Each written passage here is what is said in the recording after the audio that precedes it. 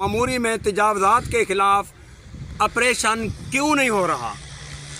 किस बड़े असर असूख सियासतदान का हाथ है जो कि ममूरी में ग्रैंड ऑपरेशन तजावज़ात के खिलाफ क्यों नहीं होता?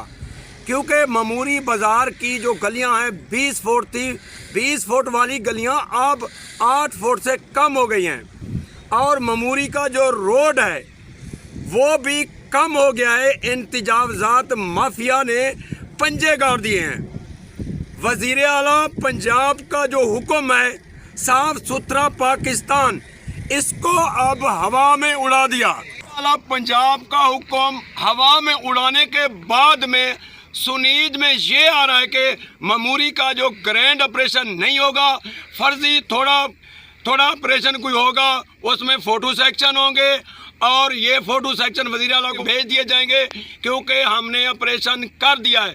लेकिन मुकम्मल ऑपरेशन नहीं होगा। जैसा कि 20 फुट की बाज़ार की गलियां हैं उनको खुला किया जाए।